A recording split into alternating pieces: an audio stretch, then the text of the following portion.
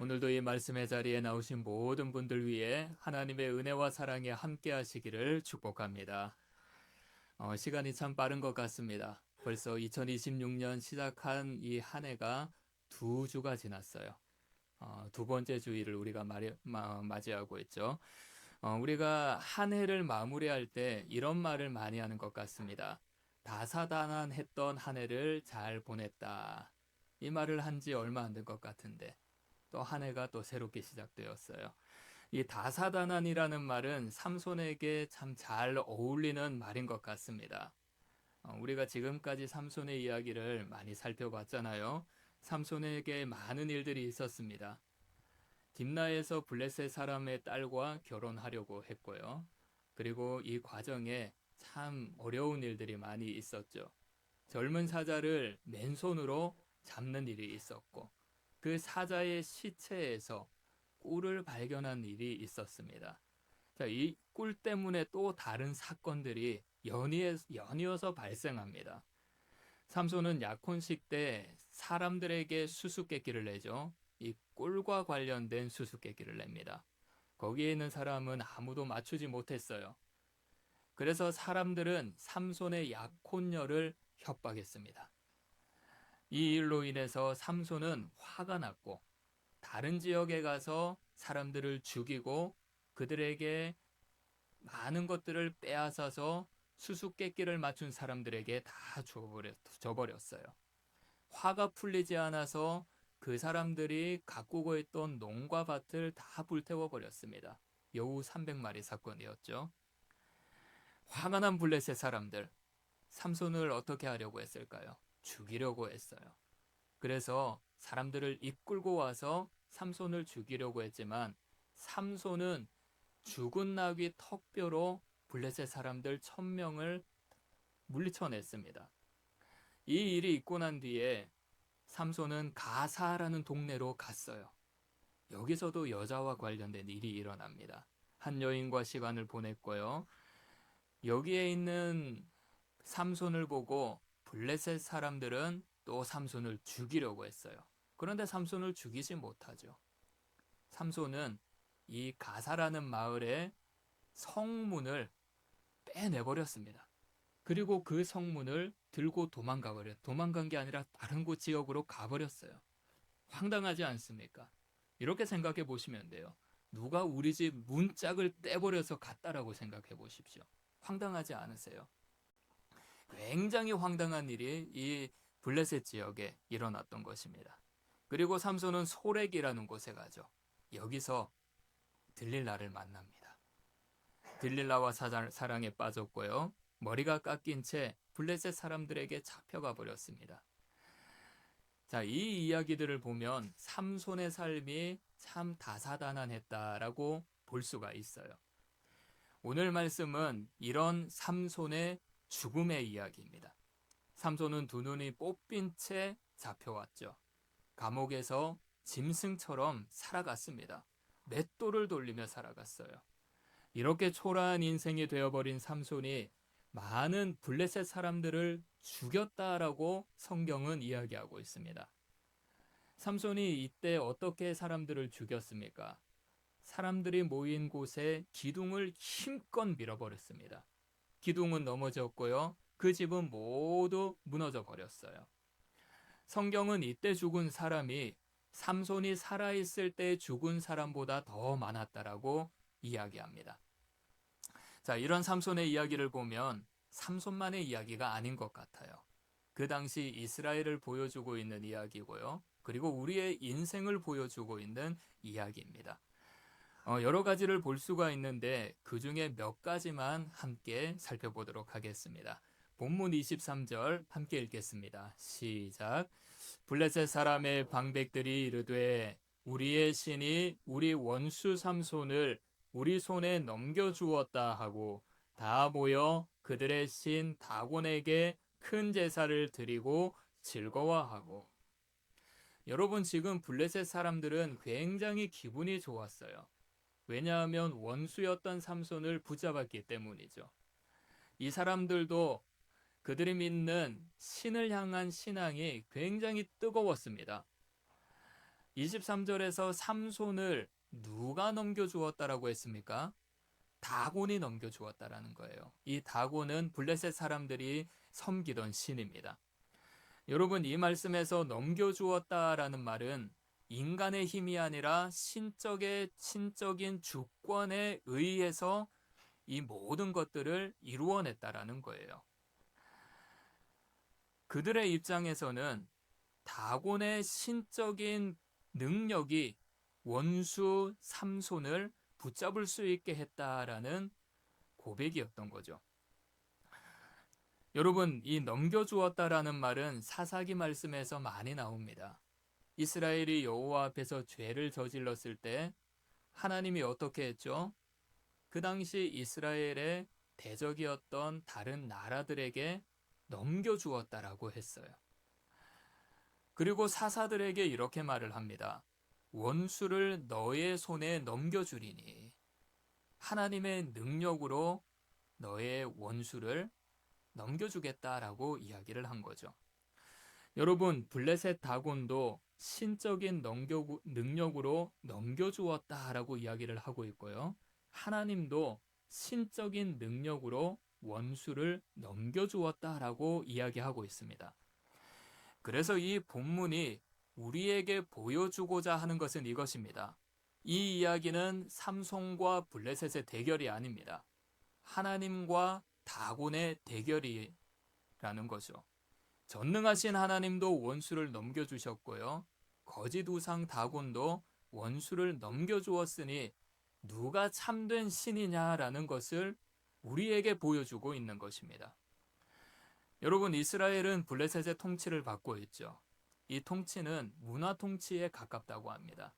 이 문화 통치를 받으면서 그들은 블레셋의 문화를 동경하기 시작했어요. 이때 하나님이 묻는 거예요.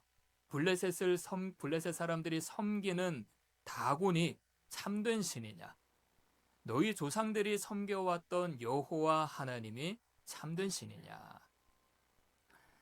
답은 전능하신 하나님이 참된 신이라고 이야기를 하고 있습니다. 오늘 본문에서 이렇게 표현을 하는데요. 29절 함께 읽겠습니다. 시작. 삼손이 집을 버틴 두 기둥 가운데 하나는 왼손으로 하나는 오른손으로 껴 의지하고. 자, 여기에서 우리가 잘 살펴봐야 될 부분이 집을 버틴 두 기둥이라는 말이에요. 두 기둥이라는 표현은 이런 의미를 가지고 있다고 해요. 블레셋의 문화와 블레셋의 종교 체계라고 합니다. 삼손이 두 기둥을 무너뜨렸을 때 이스라엘이 동경했던 블레셋의 문화가 무너진 거고요. 블레셋의 종교 체계가 무너졌다라고 하는 거예요. 그래서 하나님은 삼손을 통하여 하나님이 이 세상을 다스리는 참된 신이라는 것을 보여주고 있는 것입니다. 여러분, 이스라엘 백성들을 한번 살펴보면 그들이 블레셋을 동경했던 이유는 단순히 블레셋이 강해서가 아닙니다. 힘이 있어서가 아니에요. 블레셋이 잘 사는 것 같아 보였고요. 블레셋의 문화가 우리의 문화보다 앞서 나아간 것처럼 보였기 때문이에요. 그래서 어느 순간 이스라엘은 하나님을 믿는데 그 하나님을 붙잡고 하나님만을 믿는 것이 아니라 하나님보다 또 다른 것을 믿고 싶은 마음이 생기기 시작했다라는 거예요. 신앙은 있는데 기대와 소망을 다른 곳에 두기 시작했다라는 거죠. 기도는 했습니다. 그런데 결정은 세상이 알려주는 기준대로 했어요. 블레셋이 알려주는 기준, 블레셋의 문화의 기준에 맞추기 시작했습니다. 그들이 하나님의 말씀을 알고는 있었지만 그들 속에 있는 이 불안한 마음은 여전히 눈에 보이는 돈과 조건과 문화가 해결해 줄 것이라고 생각했던 것이죠. 여러분, 이게 바로 블레셋 문화의 마음에 빼앗긴 이스라엘의 모습이었어요. 하나님보다 블레셋 문화가 더 매력적이게 보였던 것이죠. 그래서 하나님은 삼손을 통해서 단순히 블레셋을 심판한 것이 아닙니다. 이스라엘의 동경, 이스라엘의 소망을 무너뜨리고 이 사건을 통하여 참된 신은 하나님이라는 것을 보여주신 거예요. 여러분, 우리도 그렇지 않습니까? 하나님보다 안정된 직장, 하나님보다 확실한 수익, 하나님보다 보장된 미래, 이것이 더 든든해 보일 때가 있어요. 물론 우리 삶에 이 안정된 직장과 수입과 보장된 미래를 꿈꾸는 게 잘못된 게 아니에요. 여러분, 우리가 지금 살아가는 시대를 100세 시대라고 하고 있죠. 그런데 퇴직과 은퇴의 연령을 보면 어떻습니까? 어느 회사를 보니까 희망퇴직 연령을 44세까지 두었다고 하더라고요. 60세에 은퇴하거나 44세에 퇴직하면 앞으로 살아갈 날이 굉장히 많이 남아 있습니다. 그래서 많은 분들은 은퇴와 퇴직 후의 삶을 걱정하죠. 일자리를 구하고 싶어도 구할 수가 없어요. 여러분, 이런 분들이 안정된 직장을 꿈꾸는 것이 잘못된 것일까요? 당장 이번 한 달 살아갈 여유가 없어서 물질의 풍요로움을 꿈꾸는 것이 잘못된 것일까요? 잘못된 게 아닙니다. 그런 것을 꿈을 꿀 수 있습니다. 하지만 문제는 우선순위라는 거예요. 만약 하나님보다 그걸 앞세운다면 지금 우리 마음은 블레셋 문화 한복판에 있다라는 겁니다. 그래서 하나님은 오늘 우리에게 묻습니다. 너희들이 붙들고 싶은 기둥이 무엇이냐? 너희들이 붙들고 싶은 기둥이 무엇이냐? 지금 너희들의 인생을 지탱하고 있는 두 가지의 기둥이 무엇이냐? 나의 기준이 될 수도 있고요. 나의 경험이 될 수도 있고, 나의 판단이 될 수도 있고, 내 주위에 일어나는 여러 가지 체계가 될 수도 있습니다. 그래서 우리가 지금 생각하고 있는 이 모든 기준들, 우리가 꿈꾸는 것들, 이것이 하나님보다 앞서 나가고 있진 않은지 우리는 늘 생각해야 된다는 거죠. 두 번째 장면을 보겠습니다. 우리가 방금 말씀을 나누었던 것은 무엇을 동경하고 있는가? 하나님을 믿고 있지만 우리가 무엇을 동경하고 있는가라는 것에 대해 살펴봤다면, 이번에는 우리가 어떻게 움직이는가, 어떻게 살아가는가라는 것을 한번 살펴보겠습니다. 오늘 말씀에서 여기에 관련된 두 가지 장면을 찾아볼 수가 있는데요. 첫 번째 장면, 25절 함께 읽겠습니다. 시작. 그들의 마음이 즐거울 때에 이르되 삼손을 불러다가 우리를 위하여 제주를 부리게 하자 하고 옥에서 삼손을 불러내매 삼손이 그들을 위하여 제주를 부리니라. 그들이 삼손을 두 기둥 사이에 세웠더니. 여러분, 삼손이 블레셋 사람들을 위해서 제주를 부렸다고 합니다. 원문을 직역하면 이렇다고 해요. 그리고 그는, 삼손입니다. 그는 그들 앞에서 웃으며 뛰놀았다. 블레셋 사람들이 보는 앞에서, 제 표현이지만 미친 사람처럼 웃으면서 미친 사람처럼 뛰어놀았다라는 거예요. 이 모습을 통해서 블레셋 사람들에게 즐거움을 주었다라는 거죠. 이 말씀을 보면서 참 이해가 되지 않았어요. 삼손이 왜 이렇게 했을까? 여러분, 지금 삼손이 웃으면서 뛰어놀 수 있는 상황입니까? 그렇지 않습니다. 삼손의 입장에서는 절대 그럴 수 없어요. 왜냐하면 블레셋이 자기의 눈을 뽑아버렸기 때문이죠. 블레셋이 자기를 감옥에 가둬버렸습니다. 블레셋이 자기를 짐승처럼 취급을 했습니다. 맷돌을 돌리게 했어요. 하지만 삼손은 어쩔 수 없었습니다. 자기를 쳐다보고 비웃고 있는 사람들 앞에서 어쩔 수 없이 억지로라도 웃음을 지어내야 했어요. 서커스단의 광대처럼 우스꽝스러운 행동을 하며 뛰어놀아야 했다라는 거죠. 지금 삼손은 자기가 원해서 그 자리에 나온 것이 아닙니다. 사람들이 불러내서, 사람들이 시켜서 제주를 부렸다라는 거죠. 어쩔 수 없이 했다라는 거예요. 이 장면이 참 안타까운 장면입니다. 삼손은 블레셋 사람들이 만들어 놓은 판 위에 있습니다. 블레셋이 만들어 놓은 놀이의 판, 블레셋이 만들어 놓은 조롱의 판, 블레셋이 만들어 놓은 문화의 판 위에서 지금 움직이고 있는 거예요. 지금 우리가 그렇지 않습니까? 욕심의 판 위에 있진 않습니까? 욕망의 판, 사람보다 앞세운 세상의 기준의 판. 어쩔 수 없이 우리는 이런 삶을 살아가면서 웃으며 어쩔 수 없이 춤추는 인생을 살아가고 있습니다. 이것을 우리에게 보여주고 있는 거죠. 자, 그리고 어떻게 우리가 살아가고 있는지 묻는 두 번째 장면을 한번 보겠는데요. 26절 함께 읽겠습니다. 시작. 삼손이 자기 손을 붙든 소년에게 이르되 나에게 이 집을 버틴 기둥을 찾아 그것을 의지하게 하라 하시니. 자, 삼손 옆에 소년이 있었습니다. 삼손은 이 소년의 손을 붙잡았다고 해요. 이 소년에게 삼손이 말했습니다.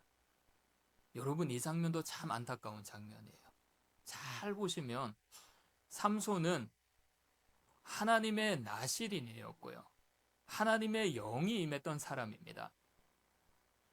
굉장한 힘을 가지고 많은 사람들을 물리쳤던 용사였어요. 그런데 지금 삼손의 모습은 어떻습니까? 소년의 손을 붙잡고 있어요. 소년과 소통하지 않으면 안 되는 존재가 되어버렸던 것입니다. 삼손은 블레셋 사람들이 만든 체계 속에서 어쩔 수 없이 하나님의 손이 아니라 소년의 손을 붙잡고 있어요. 어쩔 수 없이 하나님과 소통하는 것이 아니라 소년과 소통하고 있다는 겁니다. 우리도 이렇지 않는가라는 것을 보여주고 있어요. 하나님보다 앞세운 것 위에서 어쩔 수 없이 하는 것들이 많이 있습니다. 말씀을 준비하면서 이런 생각이 들었습니다. 우리가 살아가는 이 인생, 우리가 살아가는 이 모든 삶의 모습은 무엇인가 갇혀서 살아가는 인생인 것 같다.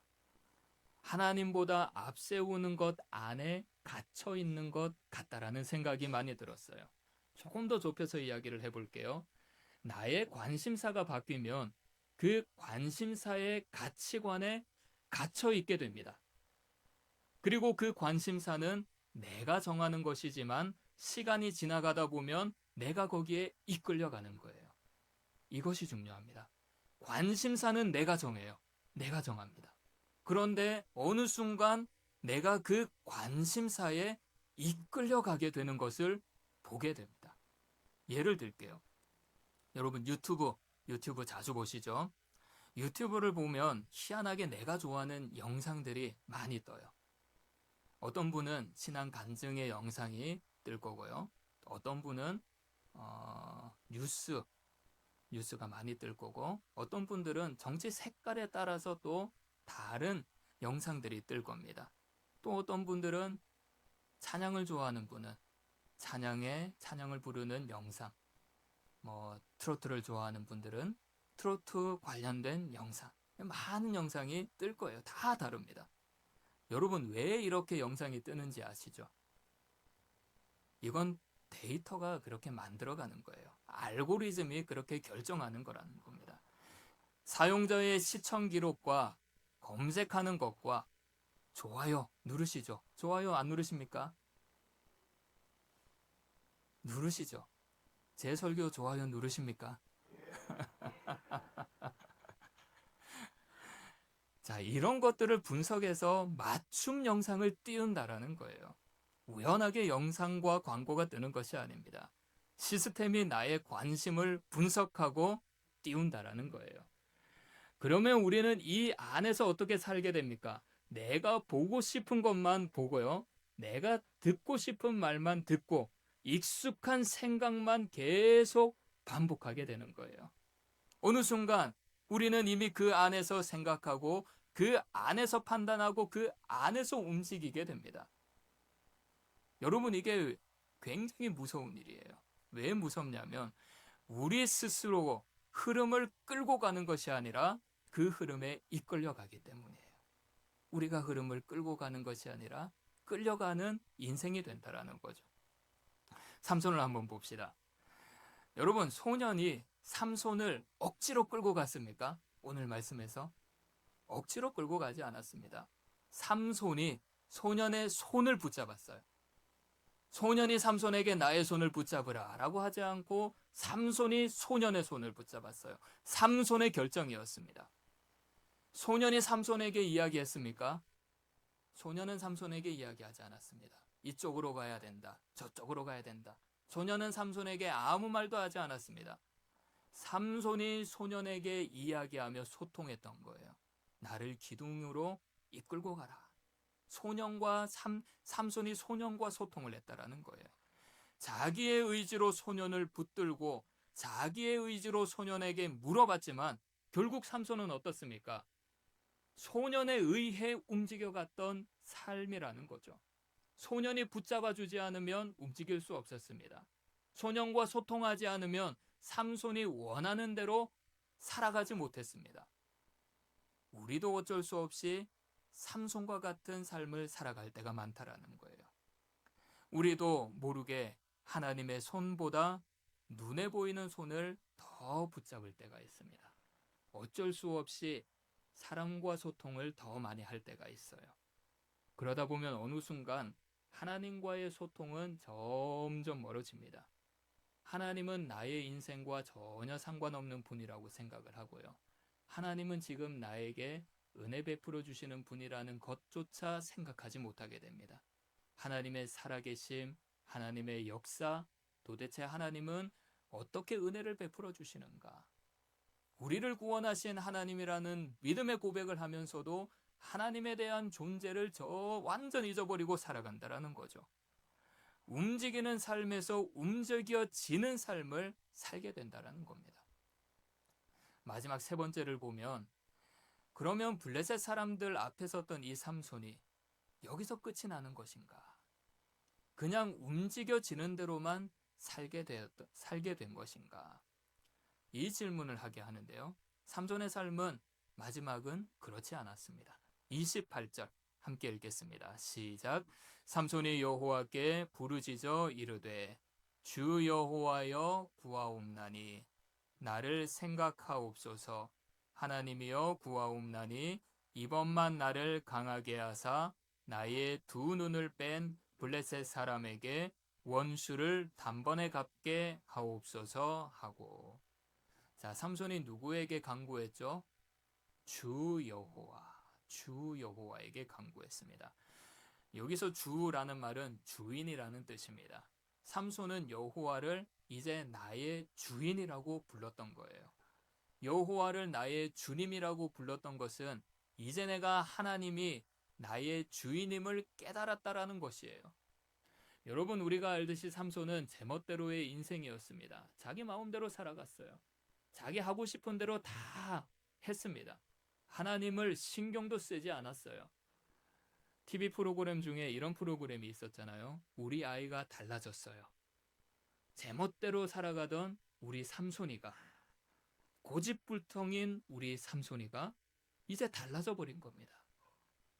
내 인생 내 마음대로 살아가려고 했던 이 삼손이 이제 이 인생은 나의 주님의 것이다라는 것을 깨닫게 되었다라는 거죠.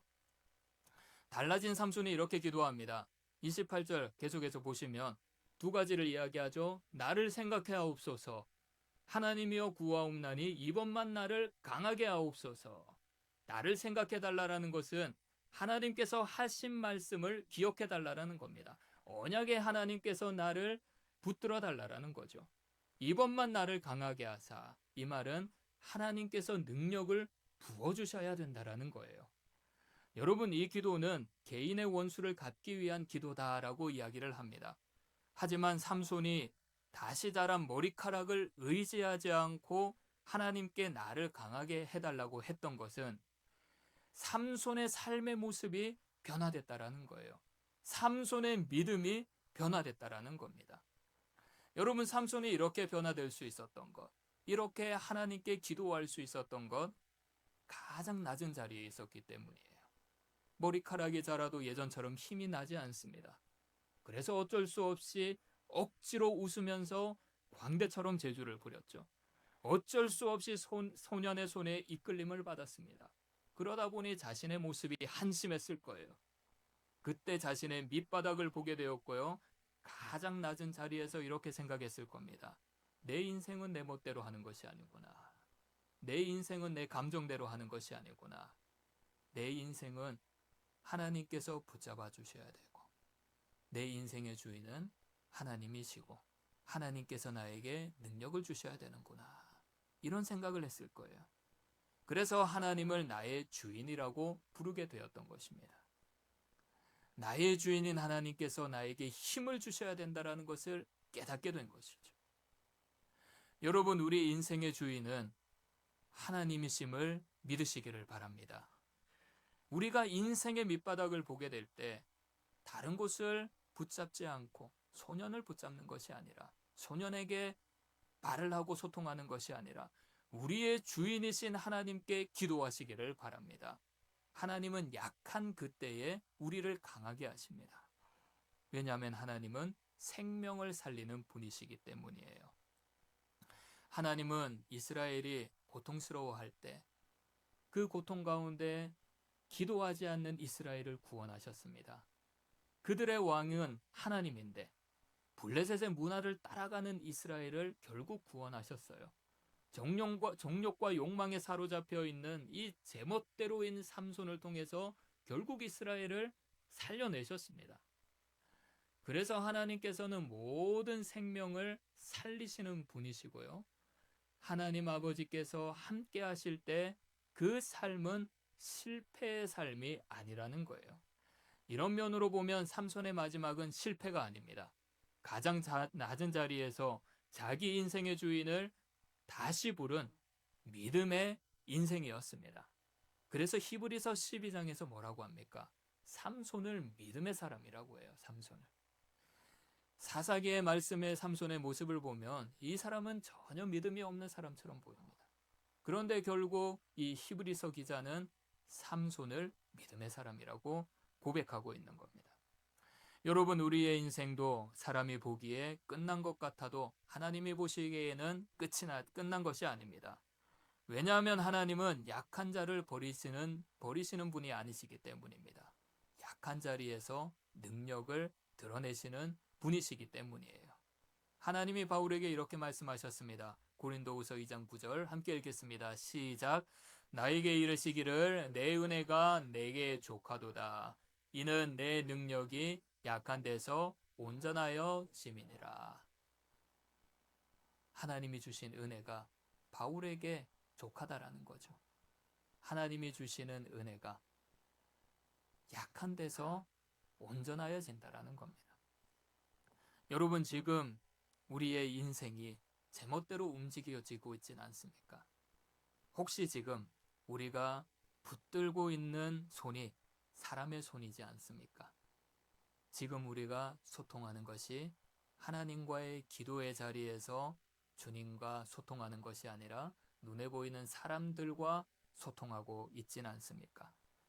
지금 내 삶의 밑바닥을 보면서 힘이 없고 약해진 것 같습니까? 그렇다면 오늘 이 말씀 앞에서 다시 한번 인생의 주인이신 하나님을 부르시기를 바랍니다. 주 여호와여, 나의 주인이신 하나님이여, 나를 붙잡아 주옵소서. 하나님은 우리의 인생을 붙드시고 다시 살아나게 하심을 믿습니다. 우리 교회와 가정을 다시 회복시켜 주실 줄 믿습니다. 이렇게 생명을 살리는 하나님의 품 안에서 행복한 교회, 행복한 가정, 행복한 인생이 되시기를 축원합니다. 기도하겠습니다. 하나님 아버지, 우리가 무엇을 붙들고 살아왔고 누구의 손에 이끌려 여기까지 왔는지 다시 보게 하셨습니다. 하나님을 믿는다고 하면서도 어느새 세상이 만든 판 위에서 움직여지는 삶을 살았음을 고백합니다. 이런 우리를 불쌍히 여겨 주옵소서.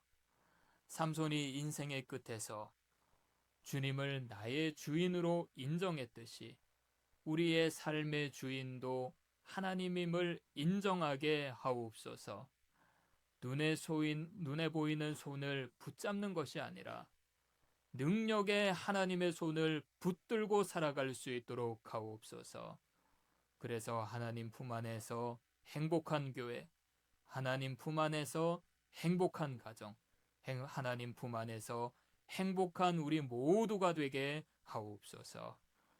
예수님의 이름으로 기도드리옵나이다. 아멘.